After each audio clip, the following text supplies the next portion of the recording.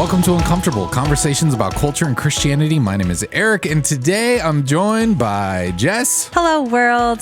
And Alex. Happy Mother's Day, Mom, wife, thank Jess, you. everyone. Thank you. All the moms out there. I never get acknowledged for Mother's Day, so thank you. I wasn't acknowledging you still. So I think we still are not acknowledging you for Mother's Day. All right. Well, I guess happy Mother's Day, Jess. Thank you. And happy Mother's Day to everyone listening, including I don't know if my wife is listening or not, but Christina, happy Mother's Day. Yes, Jess. What are? Did you say happy Mother's Day to your wife? I did. I said my mom, my wife. Okay, I missed it. I just heard my name. Not in that order, Aaron. Not in that order. You're my number one mom in my life right now. Yeah, in my head you said wife first. Did you just rank the moms? Well, I mean, I think at some point it's fine. I'm grateful for my mother for sure. Yeah. But also the mother of my children.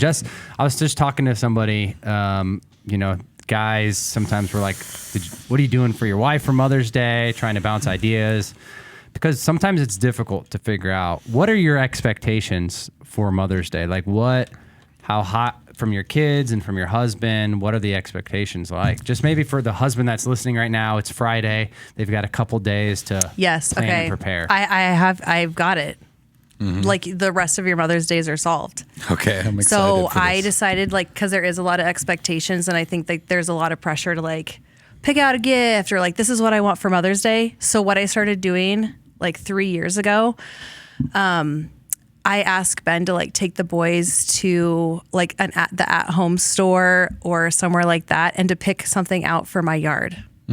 So they pick out I've gotten some really fun stuff from doing something together, like that. a gift together, or each one. Gavin got me a little dinosaur heads, a T-Rex head that I got to put in my garden, and then it's just fun to show their personalities. Derek got me a little butterfly with little spinny wings that I could put somewhere, and so it's fun. It's not super expensive, but it's something where it's the dad thought to take the kids to do it, and then the kids got to really excited to pick out something fun, and then even if it's something Tyler got me this giant hedgehog planter, but I love it because it's from Tyler.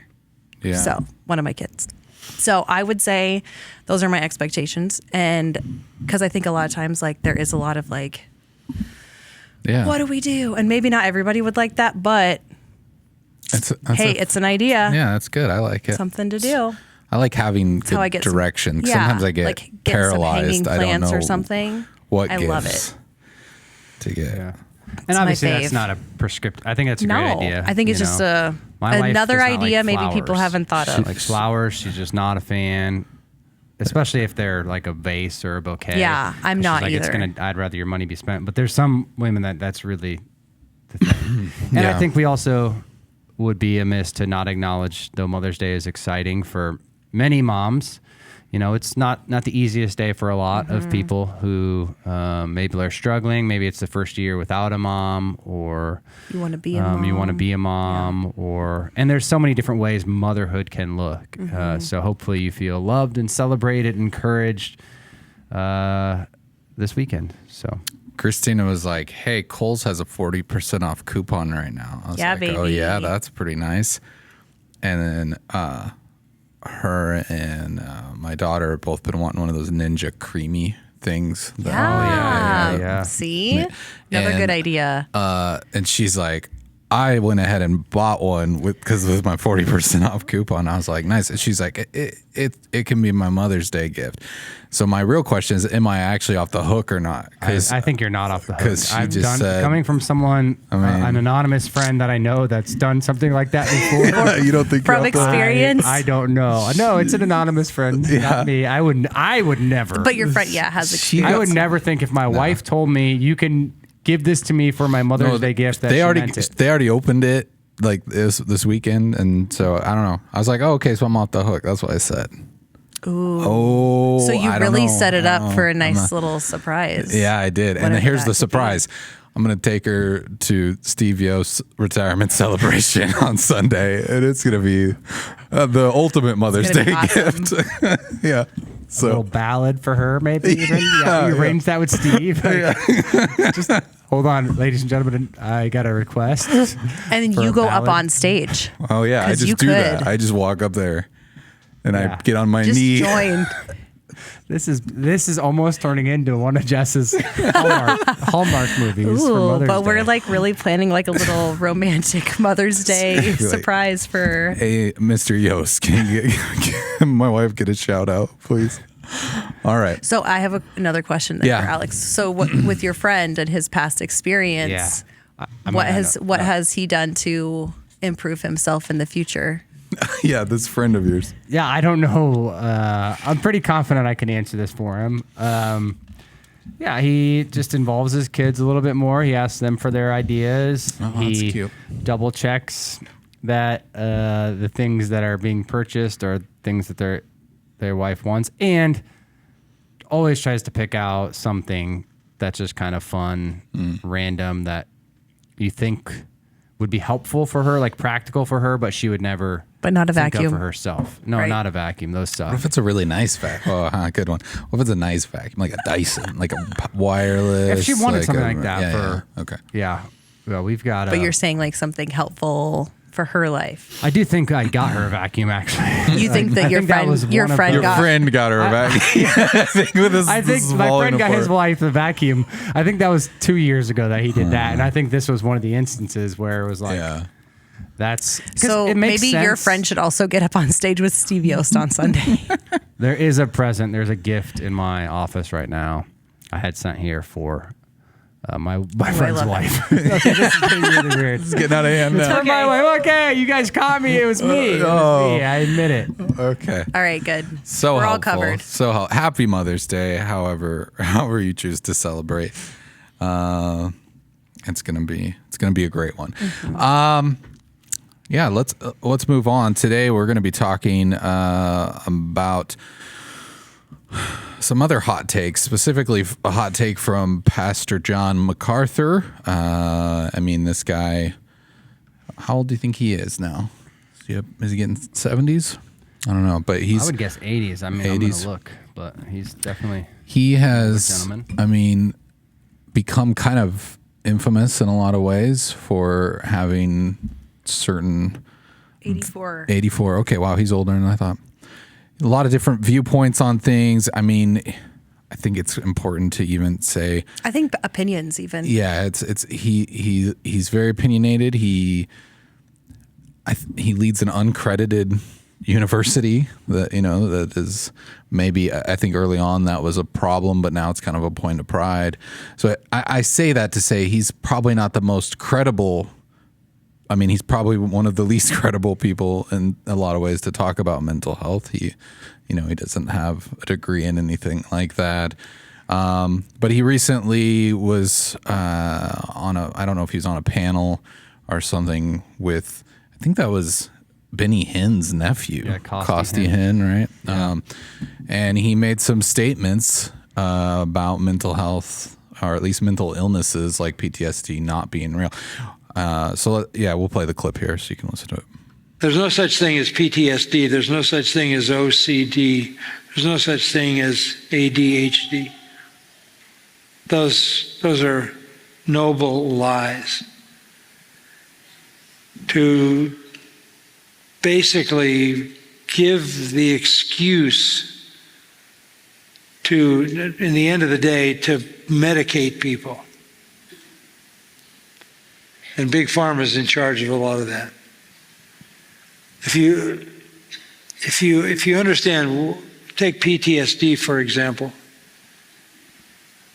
What that really is grief. You are fighting a war, you lost your buddies, you have a certain amount of survival guilt because you made it back, they didn't. How do you deal with the grief? Grief is a real thing. But grief is part of life. And if you can't navigate grief, you can't live life. But if you clinically define that, you can give them a pill, a series of medications, and they end up in LA homeless on the sidewalk. This is in regard to children, it's the the most deadly thing that's been unleashed on children, medication. We're trying to make clear to parents that behavior is essentially the result of choices that kids make. And if you parent them properly, they'll make right choices.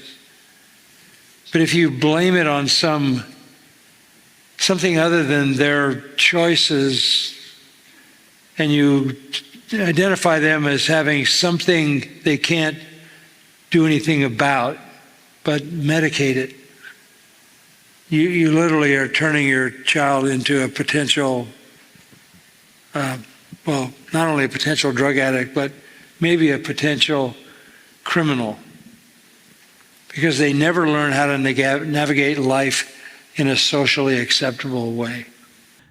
What's your initial, just hearing that, what's your initial reaction? I feel disappointed in his representation of that. And I think he has an opportunity, because it's such a struggle. We want mental health to be recognized in the church, and we want people to feel accepted, and we want more awareness in the church. And to me, this is somebody that used a platform with not a lot of education behind that. And to me, like, whenever someone is saying something like that, I'm like, where's your facts? And that was all opinion. And it was very sit back and listen.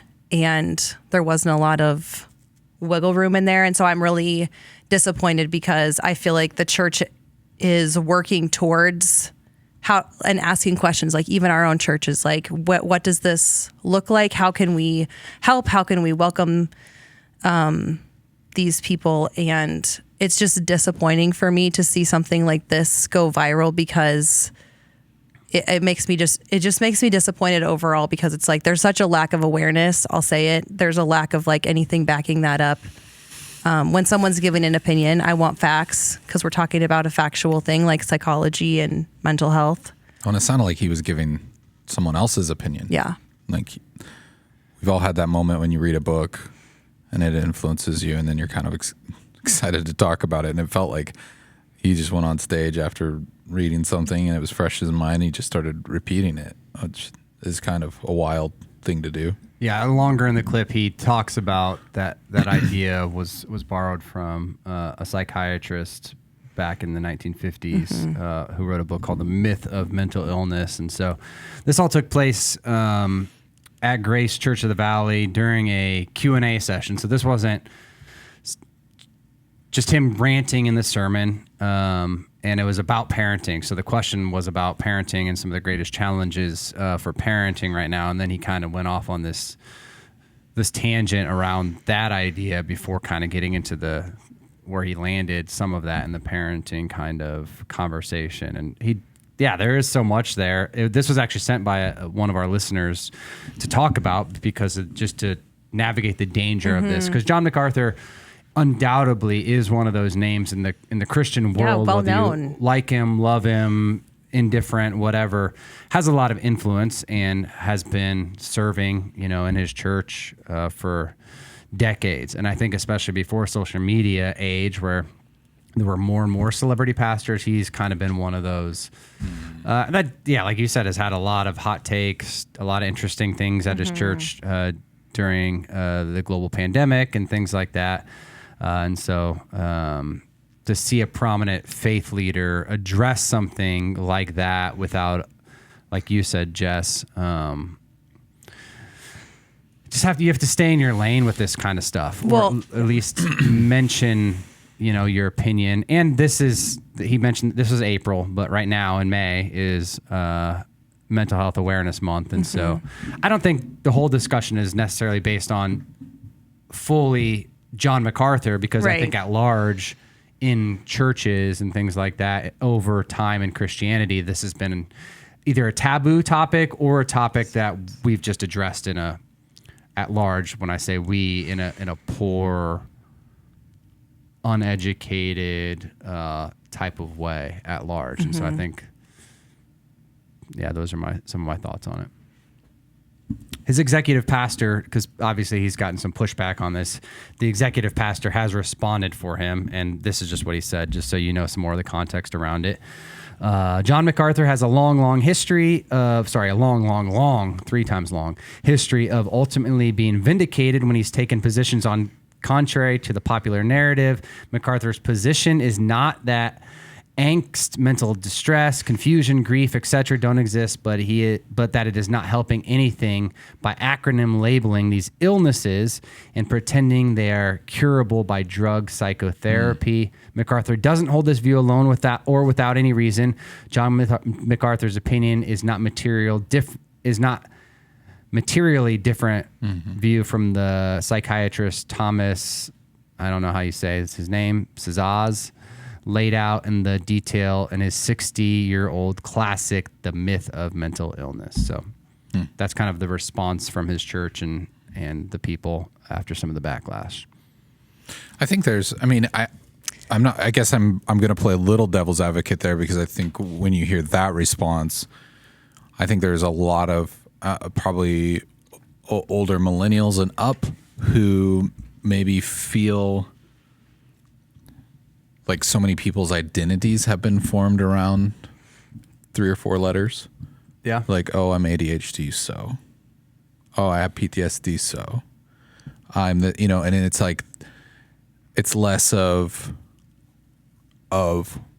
something you're trying to work through or better, but more of just like, this is an identifiable characteristic.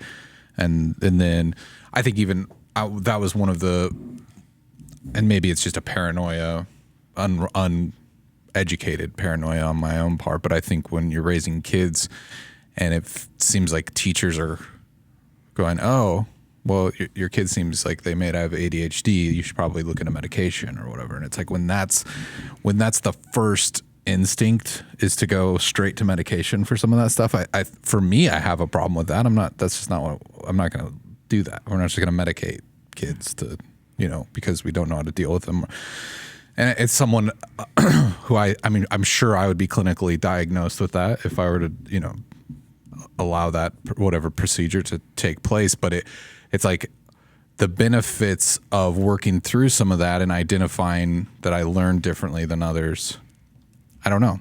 Would a drug help me? Maybe. So I think that you carry your own stigma, but again, we're like talking in areas of opinion. You carry your, I'm not a medical professional, so I'm not going to prescribe this to anybody, but I also know that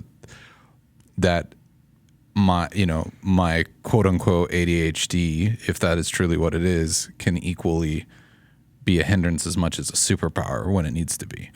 And so it's like, if I would have been medicated out of the gate as a kid, I would have never learned to like navigate that, wrestle with it, understand like why I'm wired the way I am, and use it as a tool to my advantage. Because when you're a creative person, sometimes those things just happen.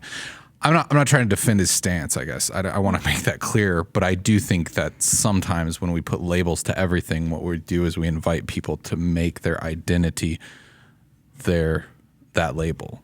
I think the right people should be making the right labels. So a lot of people are going to social media and saying, well, I fit this characteristic of 10 symptoms that fit into ADHD. Well, a lot of things can look like that, but when you're not a professional, you can just make that assumption. And I even think when you say like teachers, like that's not their lane, maybe they can identify a symptom and say, hey, there's something there.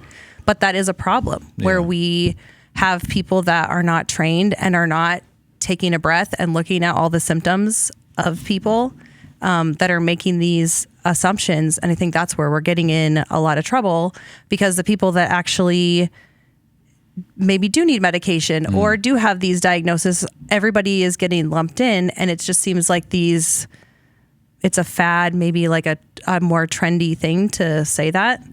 I also want to just make a quick comment about just psychology in general and using information from psychology that's back from the 1950s, because I have a lot of empathy for if John MacArthur is using that as his resource, because back in the 1950s, a lot of treatment for psychology. Nothing was really put into place at that point. Psychology is a very new field. I would say back in like the 1970s to current is where we have gotten a lot of our diagnosis, and it's always changing. Our symptoms we're always looking at it. It's not like something that was written back in the 1950s is outdated information, because back then they were treating psychological issues with, I mean, you can look at like old psychiatric hospitals, like they were chaining people in basements. They were giving them medication and they were doing a lot of tests on people, shock therapy. And so I can see how an author back then could say, this is how we're treating mental illness. This is not okay to just pump these people with medication. Like, what's going on? So if I was looking at PTSD, OCD, ADHD from that lens back in the 1950s, I may feel the same way. But that information is outdated when you are not also looking at like current trainings. I went to a training literally less than a week ago about new information and new treatments for PTSD, and now we have complex PTSD. And so there's just a lot where when I hear somebody say that, especially like in psychology, like as a therapist, I'm like, okay, where'd that information come from? It doesn't sound current. Yeah. And I think staying in your lane is incredibly important in conversations like this. But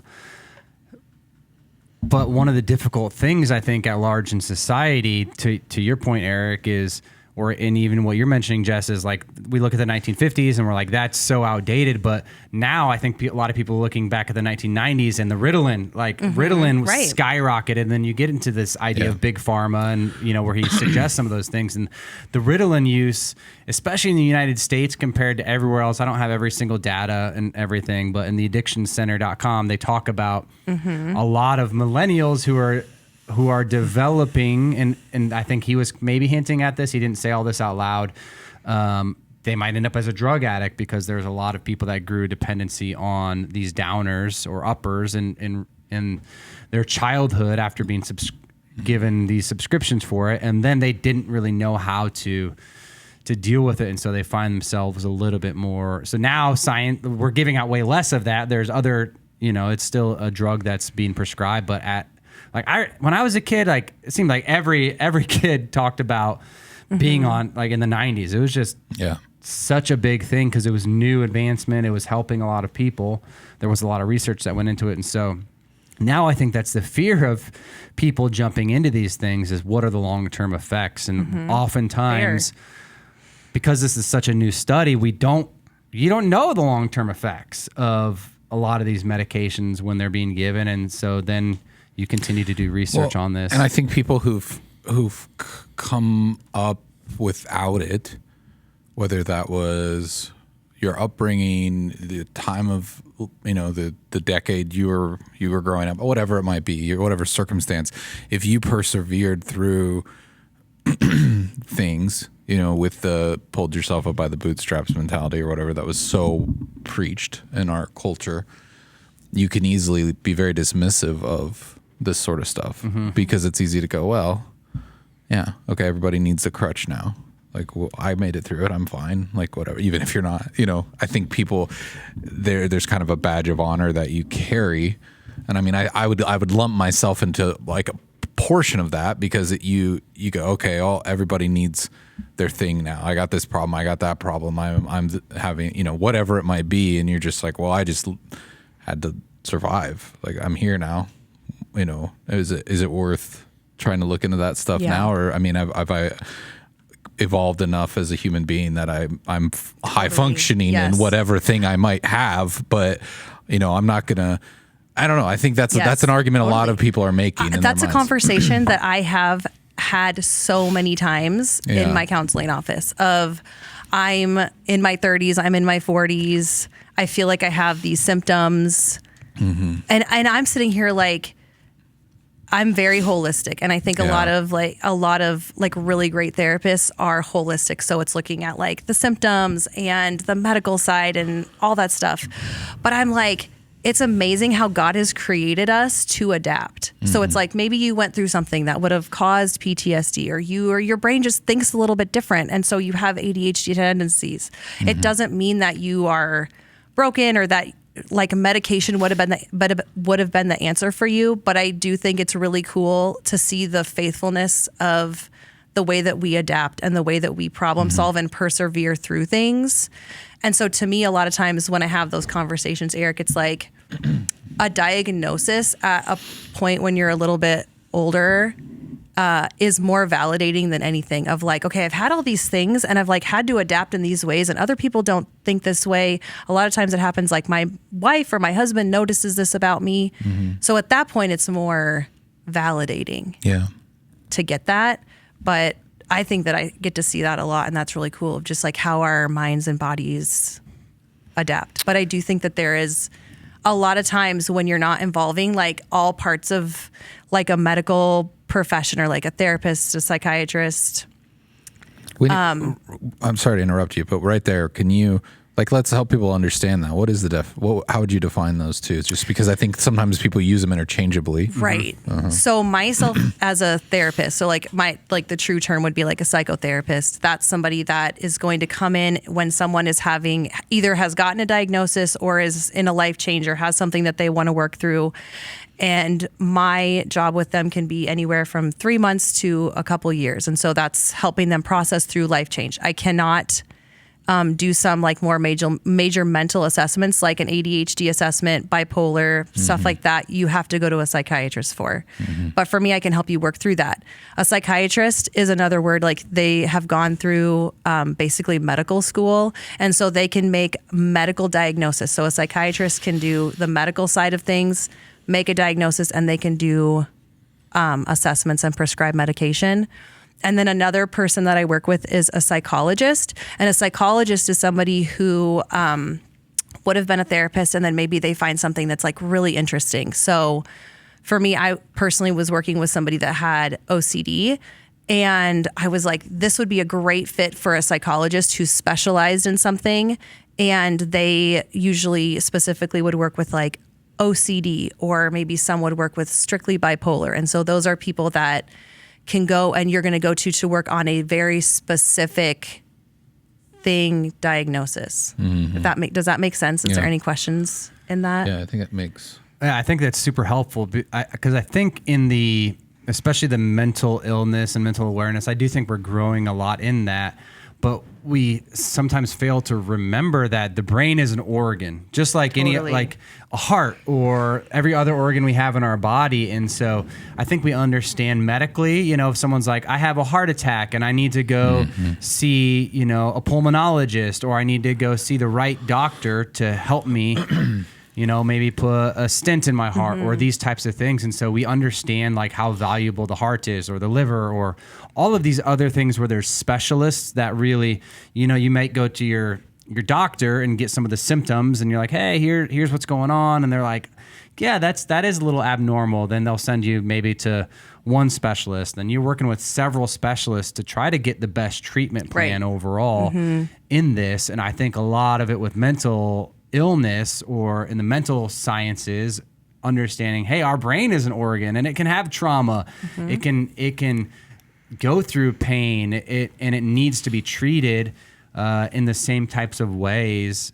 And a lot of times that takes multiple, different health plans, right? So if you're somebody that's having heart issues and you get a stent put in, for example, the doctors are also going to say, hey, you should probably do some more walking, in 6 months, or you should start to do these types of things because that's going to increase the blood flow. And then maybe you're going to want to eat, your cholesterol's up. So maybe you want to eat, and that's going to all help together the health of your heart, And I think in the brain sciences, we're understanding more and more the collaboration, the need for collaboration between all of these things, because just medicating, sometimes that can lead somebody to not actually just be a bandage and not actually do the work of the surgery. And how did this bruise happen? How did this tear in my brain, or whatever you want to call it, the trauma that happened to my brain? How did that happen? And how do I keep from going back to that, because some people might go back to it if they're just medicated and just throwing a Band-Aid on it the whole time. And so I think we've learned and grown a lot as society, but I think hopefully, I have hope that the church has grown a lot in this way for realizing, seeing the brain as an organ and kind of maybe seeing it play out in the same way. You wouldn't just tell somebody who's got a broken leg, just keep pushing through it. But for so long, we did that with somebody with mental illness. I think if you look at like culturally, the way therapy was represented to people for years was that if you need therapy, you're crazy. Yeah. Like if you need to go to a therapist, you're a crazy person. Yeah, culture in general, not even just church culture. Yeah, and I mean, church tends to lag behind culture. Well, church culture also says that you shouldn't need it because God can. Yeah, right. Like there's that. Then that added. But I guess to my point with specifically with culture is like I was noticing. Well, this is a side tangent. All the tornadoes and everything that's been happening. I was homesick recently, and I was watching the '90s classic Twister, and in it. One of the main characters' new wife is the therapist, and you can just tell the way the other characters react to that. Like, okay, did you go to therapist? Like, and it was like this acceptable, like joke. Like, okay, yeah, that's like you're weak. Like if you need therapy, you're weak. And then it got me thinking about how culture has influenced me and I think a lot of people, because that's just how that happens. And I was thinking about The Sopranos, and that was probably the first time, if you know the people plot. That sing really high. No, the mob. Stevio's choir. No, not there. Those are some people as well. Different. Sopranos, the TV show, the mobsters. The Italian mafia. The premiere of prestige TV on HBO, but the plot of that is Tony Soprano, the leader of the mob, is going to a therapist, but he knows that if the mob finds out, they're going to see him as weak. They'll probably kill him, but he's doing this because he has like a panic attack.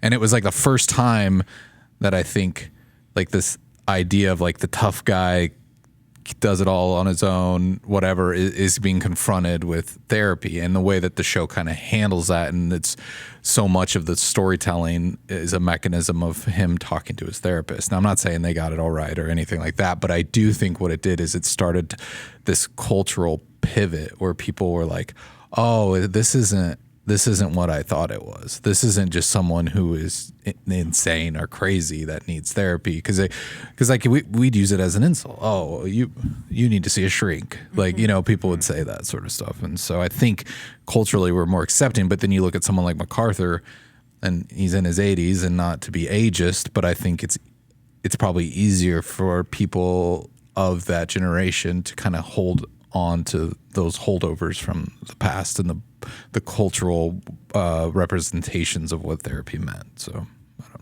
but to your point, yeah, the church, like you said, Jess and Alex, you were talking about, I think they've complicated it even more, because we've already are carrying the cultural thoughts or preconceived ideas of what therapy is, and then we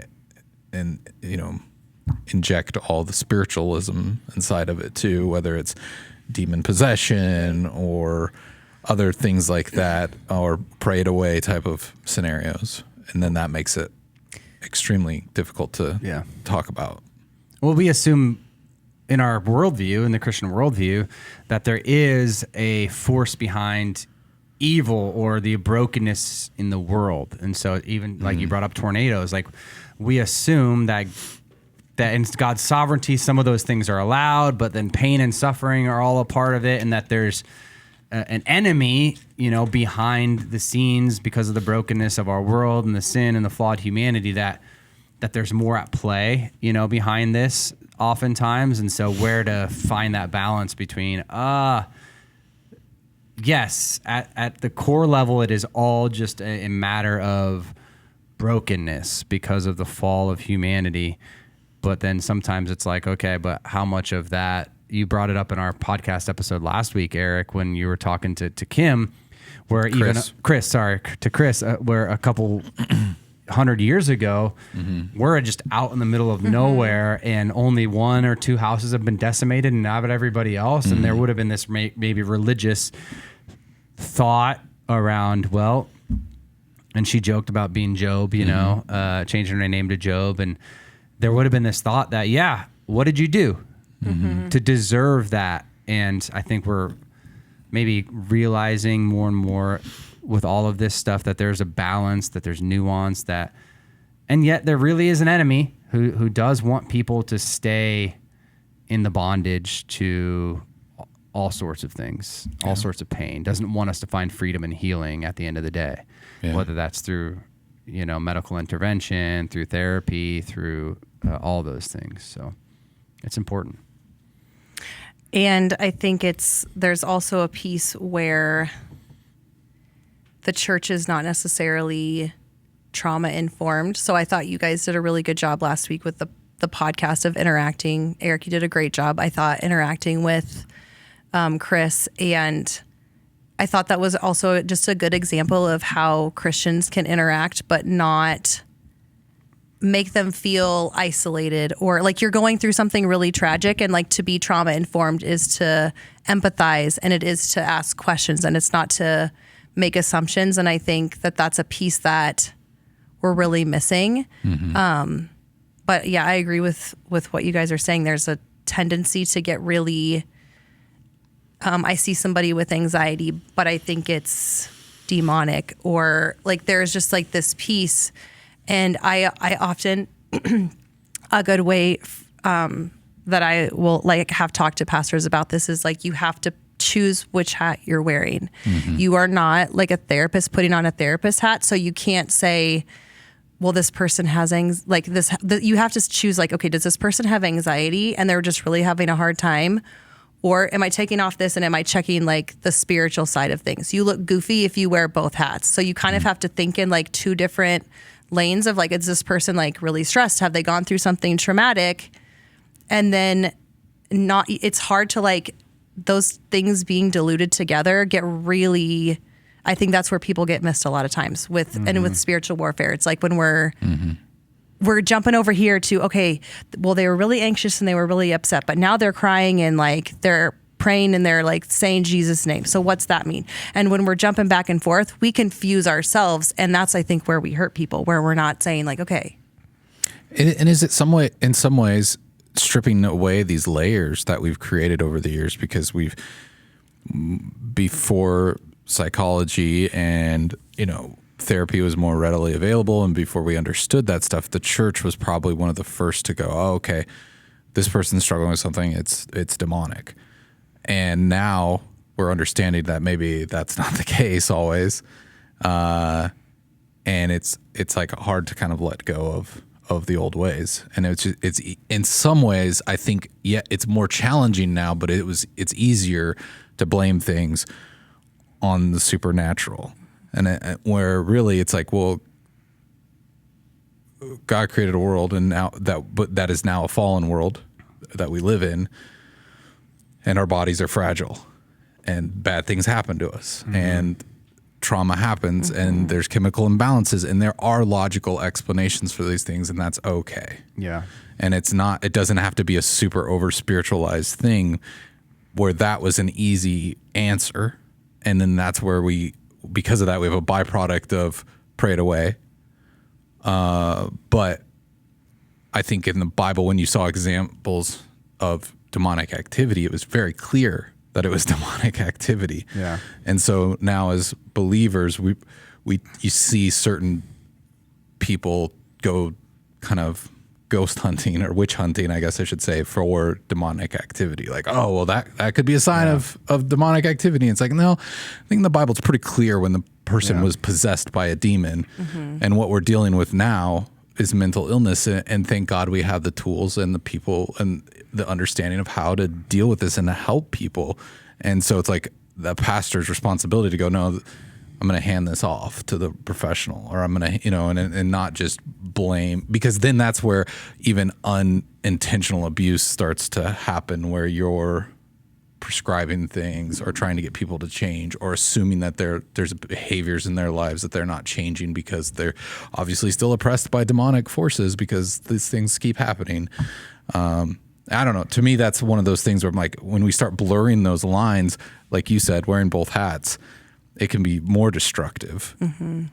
Because honestly, I feel like we've been given pretty defined lines for the most part. Well, and I think any place there's extremisms that have to take place, because there's some churches that are fully, want to maybe rely on any kind of thing that you can't explain. And if you can't, there's no such thing as what's happening. There's real spiritual warfare happening behind the scenes. And so living in that tension between the two, I think, is wise. But what you were saying, Jess, is, one thing we have every so often we host our district conference in our denomination, which is always just a great humbling reminder for me that we are living in a place of super privilege here at Christ Community Church, where we have different roles on staff and people that can really specialize in different things. And so many of the pastors that are in our denomination, and so the majority of churches in the United States, it's like one guy or gal or maybe a pair of them that are really trying to do it all themselves. It's such a luxury for me to say we have city care. We have 40 licensed counselors across the parking lot, and we have relationships with them, and we have a place to send you. But when you're in a rural, environment, oftentimes you're trying to wear all the hats, and then the people are expecting out of you to be the answer to everything. And you've got to work through that in a healthy way, I think, as a minister, and find avenues to get people health. But sometimes the expectations that you feel are placed on you are not there, and you feel the pressure to be all things, to people and to treat them, in every sort of way. But for me, I have to always remember, my job as a minister is, to do intake. I'll sit and listen to you. I'll ask what are the symptoms, try to figure out as best as I can who I'm referring you to next. I even have a person I'm talking through right now, and I've been, sending some messages to Aaron Huber, with renewal groups. What are the best groups? What's the best counseling? I'm glad to sit and talk to her, and it's not because I just want to push her away from me, but I'm also like, man, I want to sit and listen to you, but there's also a bigger treatment plan that needs to go on here for you to really find the best hope and the best healing. And I know I can't saddle all that, because it would be abuse. It would lead to not even me purposely leading to abuse, but it would lead to mistreatment, to a bad surgery, it'd be like malpractice. Yeah. It'd be like a general doctor saying, well, I can do this open heart surgery. Let me give it a shot. And I'm like, no, I do not want to give that a shot, because it's not going to end well for anybody. And I think we have to realize that, and remember that pastors deal with this too. Lifeway recently put out a research that I think 26% of pastors have dealt with or are dealing with their own mental illness. Yeah, wow. And to get 26% of pastors to even be humble enough to admit that is I think something that says we've come a long way too. But I think that's why something like MacArthur having the platform he has really hurts the church and should make us angry a little bit or a lot, because he is able to go viral, Alex, where you saying the same thing. Maybe what? This is 300, very hurtful. Yeah. I'm just saying, the things that are going viral are the things that are also in our Christian community. That's taking away from the work that's happening here. And so that's why this outside of context is frustrating. But I feel like there's people who are hungry to hear that. And I mean that in a way that's there's people who already agree with what he's saying, and they just want someone to say it out loud. Sure. And you know what I mean? Yeah. Somebody with some weight behind it. Yeah, finally people are saying it, and this is needed to be said. And what's always so frustrating about these things is there's probably there's that gray area, right? And it's undeniable in most conversations like this, where it's you know what? There are pharmaceutical companies that are out there just to prey on people and make money. Like that's Right. that's true. And I don't, so it's like someone's hearing that. And then again, it's like, yeah, rah, rah, this guy's saying what needs to be said.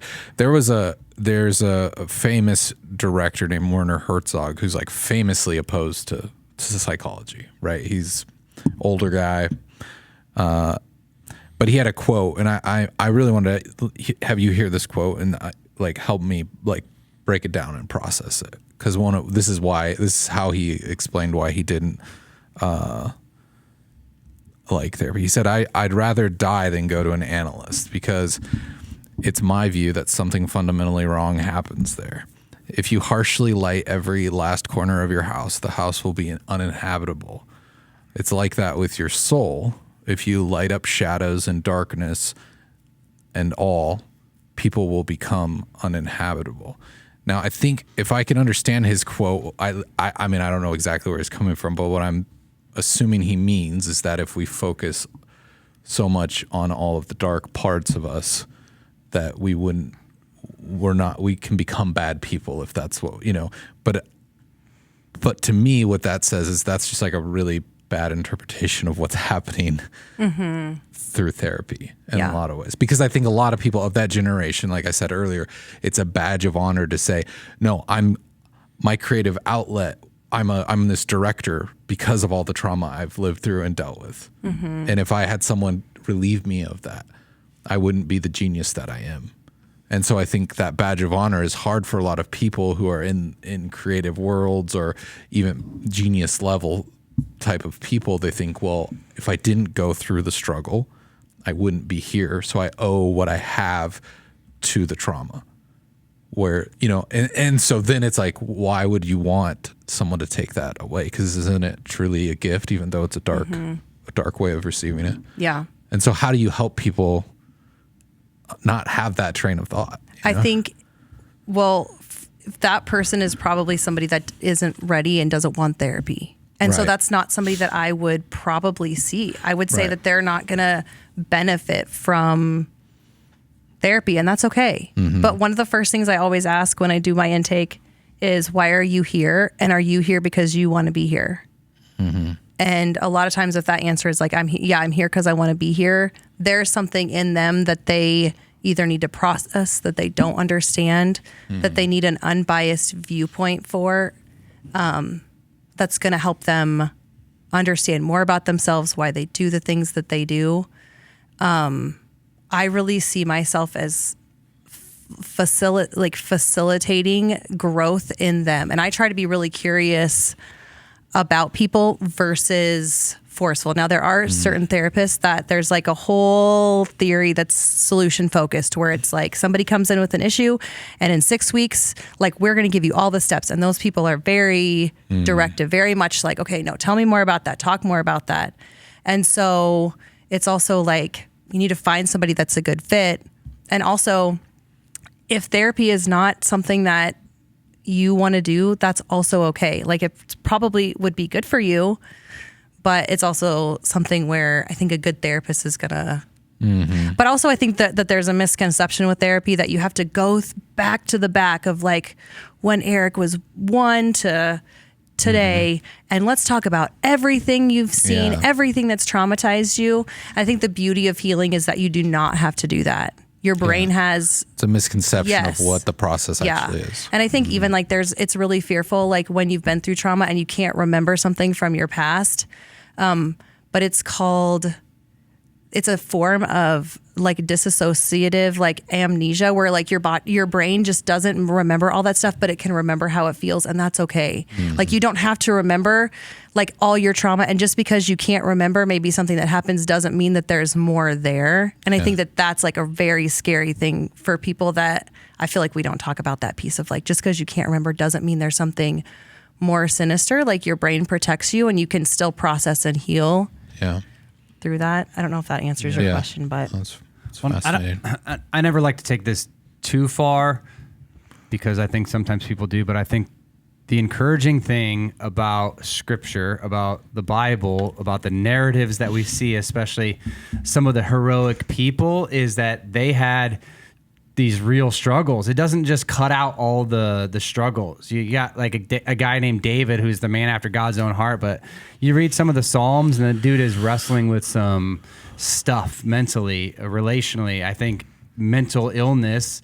I hate when people go back and they're like, well, Paul had, schizophrenia because of Romans, where he's like, I do what I want to do and I don't do what I want to do. And he writes this whole thing. Or they say this person had depression. I don't like when people go back and they're like, well, I'm going to diagnose somebody. But we definitely see the flawed parts of them come through. You see Elijah, he had this epic showdown on Mount Carmel where he just saw God is incredible, God is powerful. God fed him with ravens, all of this stuff. And then all of a sudden he hears Jezebel's running after him. And the dude he's scared. He's scared to death. And it almost talks like he's in a place of maybe even depression, like some of the language that it's using there. And he finds himself on this mount. Now he's hiding. He's tucked away. He's like, I'm scared for my life, and almost maybe at a point where he doesn't want to live anymore. And then God shows up for him in this whisper, not in this epic way that he has before, but we just see the Jonah, Paul. You just see in so many different biblical characters and narratives the reality that these people's mental space, they were free to talk about it and talk about the ups and downs, the roller coaster of life, the mental capacity of having really, really high days and really, really low days, and Psalms of lament, the act of grief, and where that comes in. I don't want to say that those, that people wandering in the wilderness automatically had PTSD, but there's definitely some things that we can look back on and say there's a lot of these issues are a part of human history, and God has been faithful to still work and rescue and redeem. And we can also look at some of these characters and say, oh, you had that struggle? Me too. And God still used you. And we also look at where they continue to turn towards God, and God was kind enough to continue to use them despite maybe these issues or the flaws that were happening with them. And so I think that's a good thing to remember and comforting for me oftentimes when I'm on my own emotional roller coasters with these things. One thing that I think is important just to note in this conversation is that being on medication is not wrong. Right.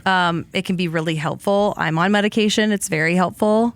I think the one piece that a lot of times when I'm seeing people that is missed and they don't feel like that they can do is advocate for themselves. Yeah. So it's like, hey, like, you go talk to a doctor and they're like, hey, this, like, why don't we try this medication? Like, you can advocate for yourself, or you can try something different.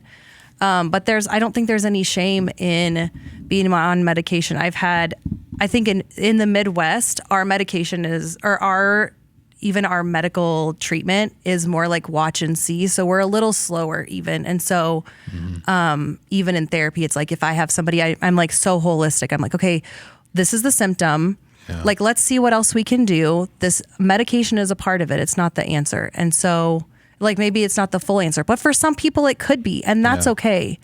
Everybody's journey is different. Our biological makeup, how we metabolize things is different. And so how we're going to respond to those things is different. And so it's okay if you're on medication. It's okay if you have tried a bunch of other things and it didn't work. I think the most helpful thing is being on a medication and then having like being in therapy, or even like just checking in at some point, because that cognitive, like that understanding, like processing is really helpful. Self-awareness because in a lot of ways, isn't it? Is that kind of the goal, is to be, hey, I'm aware that I'm struggling here. And like, if it takes medication, if it takes therapy, if it takes whatever to get me to where I know I need to be, or I could be, or I should be.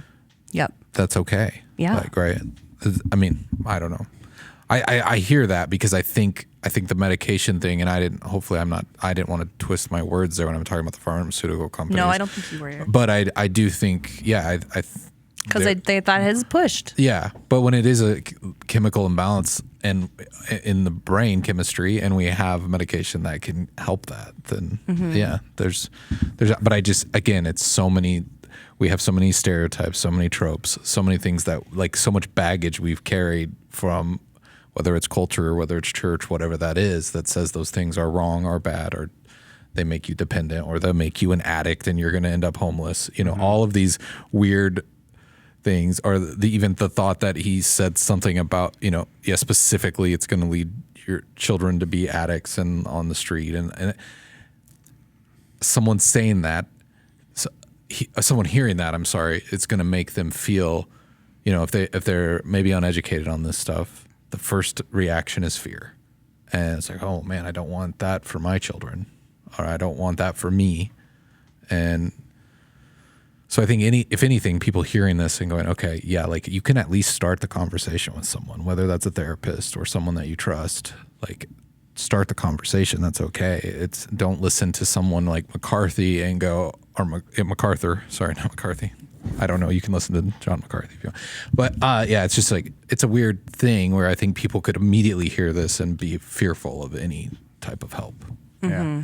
And probably hot take incoming here, but I think you've mentioned this a few times, Jess, the holistic approach to it. I would encourage anybody, like, if you're going to, whether it's a pastor, a psychologist, psychiatrist, anybody that's like, me alone, I can fix this without a holistic approach, then that's probably like a dangerous place to be in, because oftentimes for any kind of disease or illness that we're suffering, it is a holistic approach. Like I said earlier, it is like, hey, I'm not going to just take medicine. I need to do some walking. I need to change my diet. I need to do all of these things to find freedom and healing. And oftentimes we want that, or there's people that will project themselves as if only this type of treatment, you do my treatment plan, and if you go to anybody else, then it's going to fail and it's going to be bad. And so I think that's called snake oil. Yeah, and those things happen, and oftentimes people will fall into that trap, and then that's where I think abuse happens. So whether it's in the church, whether it's in the medical community, getting a second opinion, like you said, advocating for yourself, that's just wisdom. And if somebody doesn't want you to, if you're going to somebody that's like, no, don't talk to anybody else ever, then I think then there's some ego issues, and you're probably in a spot where you could be, having more harm done in that process to find healing. It's when we're in a vulnerable spot, when we're hurt, when we're injured, we are in a vulnerable spot, and that's a lot of times where we have to be cautious about those types of things. It's hard to advocate for yourself.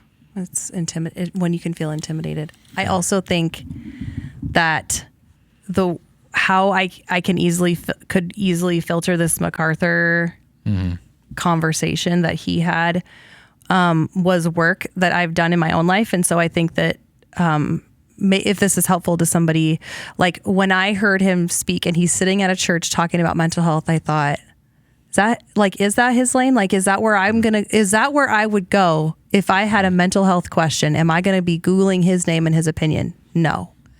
If I wanted to learn, like if I had a football question, Eric, don't call me. I'm not calling you. Like, we just aren't that source. We'll call Alex. Like, we need to know where to get our information, where our trusted information is going to be about mental health, the Huskers, like whoever it is, even politics. It's like we can really go down the slippery slope where the loudest, most confident voice isn't always the right voice. And so I think that's a great point into even telling people listening. The Uncomfortable podcast is not the place to go. We're a place that we start the conversation. But if you're hearing this, you have questions, whatever we said, don't cling to any opinions you've heard here as gospel. I think we're at least from my viewpoint, navigating this stuff as well and learning to understand it. So this is not your one-stop shop or solution, but having the conversation. Start the conversation. Yeah, it's super important. And I think especially in the church community, we have to continue to get better about being open and dialoguing about these types of things. I think when we have struggles, like confessing those to one another. I think in the church, we have like pseudo community. We think just because we're in a small group and we talk about the Bible together means we're actually sharing life with one another. And oftentimes that's not reality. You know, it's just like this passive, I'm not going to actually share. I'm not going to let people in. And confessing to God or confessing to other people isn't about them. Like, God doesn't need you to confess to him what's going on in your life. It's for you.